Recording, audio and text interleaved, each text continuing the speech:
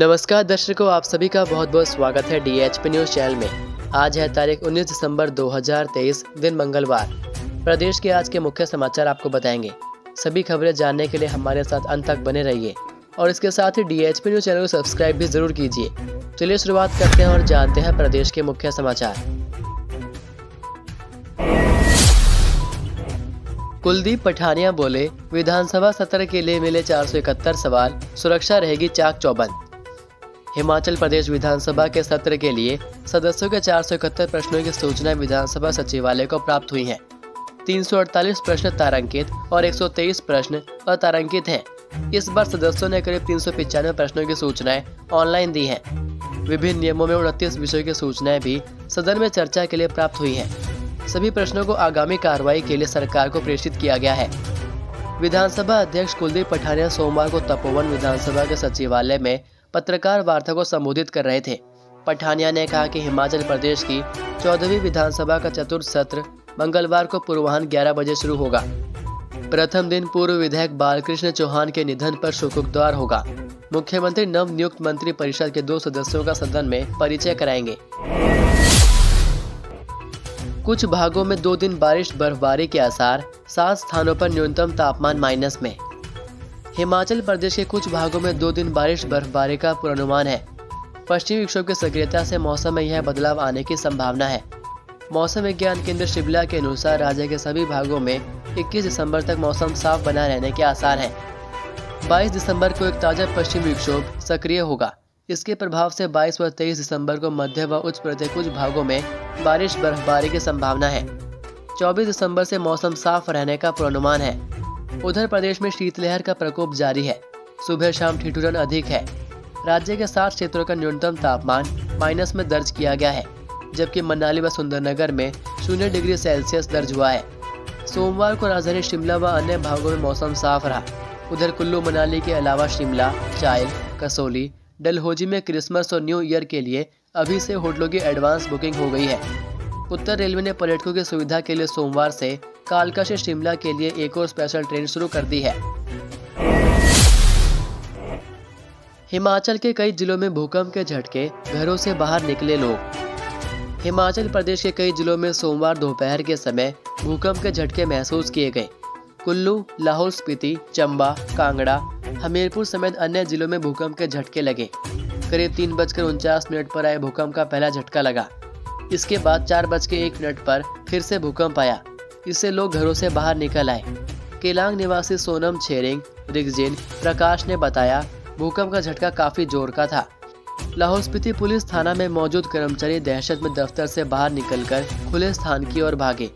ADM Kullu Ashwani Kumar ने कहा कि भूकंप से कहीं से भी नुकसान की सूचना नहीं है।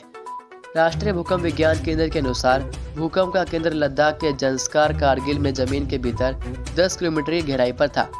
भूकंप की तीव्रता रिक्टर पैमाने पर 5.5 मापी गई। हिमाचल हाईकोर्ट में गिरिपार को ST दर्जे के विरोध में दायर याचिकाओं पर हुई सुनवाई। हिमाचल प्रदेश के सिरमौर जिले के गिरिपार के हाटी समुदाय को ST दर्जा देने के विरोध में दायर की गई याचिकाओं पर सोमवार को प्रदेश उच्च न्यायालय में सुनवाई हुई। मुख्य न्यायाधीश MS रामचंद्र राव और न्यायाधीश ज्योत्सना रिवाल दुआ की खंडपीठ के समक्ष इस मामले की सुनवाई शुरू हुई, जो पौने 2 घंटे चली। सुनवाई के दौरान अदालत ने गिरिपार अनुसूचित जाति अधिकार संरक्षण समिति की ओर से लगाई गई याचिका को सुना। गुर्जर कल्याण परिषद सिरमौर की ओर से लगाई गई याचिका को भी सुनवाई में शामिल किया गया है। वहीं कुछ अभ्यर्थियों ने जनजाति से जुड़े प्रमाण पत्रों की मांग भी की है। इन मामलों पर सुनवाई पूरी नहीं होने के कारण मंगलवार को भी ये जारी रहेगी। इस मामले पर गिरिपार अनुसूचित जाति अधिकार संरक्षण समिति और गुज्जर समाज कल्याण परिषद का आरोप है कि गिरिपार इलाके की हाटी समुदाय को ST आरक्षण दिया जाना न्यायोचित नहीं है। बिना जनसंख्या सर्वेक्षण के हाटी समुदाय को जनजातीय क्षेत्र घोषित किया गया है। इनका ये भी आरोप है कि प्रदेश में कोई भी हाटी जनजाति नहीं है और आरक्षण का अधिकार हाटी के नाम पर उच्च जाति के लोगों को दे दिया गया, जो कानूनी तौर पर गलत है। किसी भी भौगोलिक क्षेत्र को किसी समुदाय के नाम पर तब तक ST घोषित नहीं किया जा सकता जब तक वह अनुसूचित जनजाति के रूप में सजातीय होने के मानदंड को पूरा नहीं करता। उधर हाटी समुदाय के लोग ST अधिनियम लागू नहीं करने पर प्रदेश सरकार के खिलाफ प्रदर्शन कर रहे हैं। चोरी की घटनाएं बढ़ने पर महिलाओं ने बद्दी थाना परिसर में दिया धरना। हिमाचल प्रदेश के सोलन जिले के बद्दी के हाउसिंग बोर्ड कॉलोनी के फेस 1 व 2 में रहने वाली महिलाओं ने लगातार बढ़ रही चोरी की घटनाओं को लेकर बद्दी थाना परिसर में धरना दिया। महिलाओं ने कॉलोनी में पुलिस गश्त बढ़ाने की मांग की है। डीएसपी प्रियंका गुप्ता के आश्वासन के बाद महिलाएं शांत हुई। कॉलोनी में रहने वाली महिलाएं 4:30 बजे बद्दी थाना परिसर में एकत्रित हुई। महिलाओं ने पुलिस की कार्यप्रणाली पर रोष जताया। महिलाओं ने कहा कि कॉलोनी में लगातार दिन के समय लोगों के घरों में चोरी हो रही है। जन आक्रोश रैली में बोले जयराम, कांगड़ा को नहीं मिला हक, भाजपा सरकार में थे 4 मंत्री। नेता प्रतिपक्ष जयराम ठाकुर ने सोमवार को धर्मशाला में जन आक्रोश रैली में कहा कि मुख्यमंत्री सुखविंदर सिंह सुक्खू की सरकार ने 15 विधानसभा क्षेत्रों वाले कांगड़ा को उसका जायज हक नहीं दिया। हमारी सरकार थी तो कांगड़ा से 4 मंत्री थे। मंडी से कांग्रेस का एकमात्र विधायक है, उसे भी कुछ नहीं मिला। कांगड़ा मंडी के साथ वर्तमान सरकार ने अन्याय किया। 1 साल पूरा होने पर कांगड़ा को दूसरा मंत्री मिला है, जिसे खुद मंत्री पद मिला। अब वह सफाई देते कह रहे हैं कि कांगड़ा को उसका हक मिल गया। आपदा के कारण 1500 से अधिक परिवार बेघर हुए, 500 से अधिक लोग मरे। 1 साल में 1500 से अधिक सरकारी संस्थानों पर ताले लगाए। 5 साल में 5 लाख रोजगार देने का वायदा करने वाली कांग्रेस सरकार ने एक ही झटके में 10,000 आउटसोर्स कर्मियों को बाहर निकाल दिया। प्रदेश की जनता के साथ इतना कुछ गलत होने पर भी धर्मशाला में कांग्रेस सरकार ने 1 साल का जश्न समझ से परे है। कालका शिमला रेल लाइन पर दूसरी बार 3 बोगी वाले ट्रेन सेट का सफल ट्रायल। विश्व धरोहर कालका शिमला रेलवे ट्रैक पर 1.5 माह बाद दूसरी बार ट्रेन सेट का सफल ट्रायल हुआ। सोमवार को रेलवे बोर्ड की टीम कालका से धर्मपुर रेलवे स्टेशन तक ट्रेन सेट को लेकर आई। सुबह 10 बजे ट्रेन सेट कालका स्टेशन से रवाना हुआ और 11:15 पर धर्मपुर रेलवे स्टेशन पहुंचा। दोपहर करीब 1:40 धर्मपुर स्टेशन से वापस भेजा और 3:08 पर कालका स्टेशन पर पहुंच गया। ट्रायल सफल रहा। ट्रायल के दौरान गाड़ी में तकनीकी टीम भी साथ रही। इसी के साथ बेंगलुरु से भी टीम आई, जिन्होंने ट्रेन सेट के बारे में रिपोर्ट तैयार की। अब यह रिपोर्ट बोर्ड को भेजी जाएगी। इसके बाद कालका से शिमला रेलवे स्टेशन तक इसका ट्रायल होगा। यदि यह ट्रायल पूरी तरह से सफल होता है तो बोर्ड की ओर से जल्द ही पर्यटकों को ट्रेन सेट की सुविधा दी जाएगी। 3 बोगी वाली ट्रेन में खामियों को दूर करने के बाद यह ट्रायल किया गया। इससे पहले कालका से टकसाल तक 3 ट्रायल फेल हो गए थे। एपीएल परिवारों को झटका, 3 रुपए महंगी मिलेगी चीनी। सूबे के एपीएल राशन कार्ड धारकों को झटका लगा है। डिपोओं के माध्यम से दी जाने वाली चीनी के दाम 3 रुपए बढ़ा दिए गए हैं।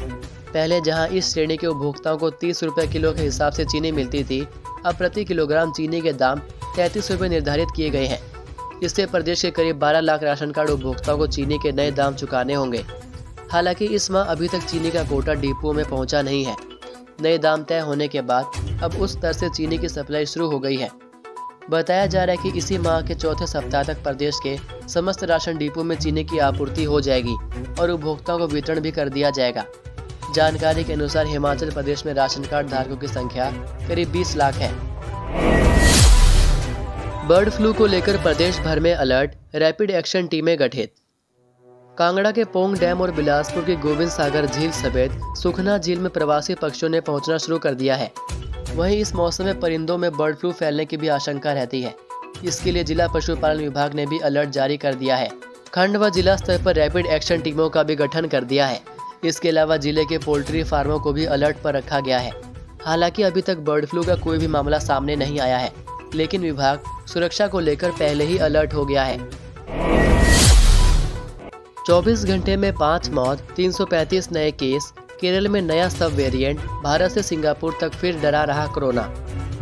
भारत से सिंगापुर तक दुनिया भर में कोरोना वायरस ने एक बार फिर डराना शुरू कर दिया है। पिछले 24 घंटों में कोविड के 300 नए केस सामने आए हैं। संक्रमण के चलते 5 लोगों की मौत हुई है। मरने वालों में 4 मरीज सिर्फ केरल से हैं, जबकि एक उत्तर प्रदेश से है। केंद्रीय स्वास्थ्य मंत्रालय के मुताबिक भारत में रविवार को 335 नए कोविड केस दर्ज किए गए, जिसके बाद एक्टिव केस बढ़कर 1701 हो गए हैं। इस बीच केरल में कोरोना का नए सब वेरिएंट JN1 की पुष्टि हुई है। वहीं कोरोना के बढ़ते मामलों के बाद कर्नाटक सरकार अलर्ट मोड पर आ गई है। कर्नाटक सरकार ने केरल और अन्य राज्यों में कोविड मामलों में बढ़ोतरी के बाद बीमार बुजुर्गों को सार्वजनिक स्थानों पर मास्क पहनने की सलाह दी है। आज का सुविचार।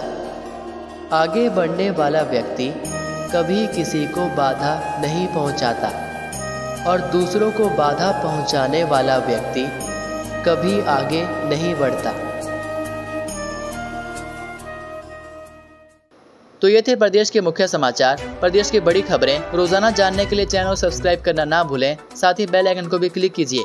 अब मुलाकात होगी आपसे अगली वीडियो में। तब तक के लिए जय हिंद, जय भारत, जय हिमाचल।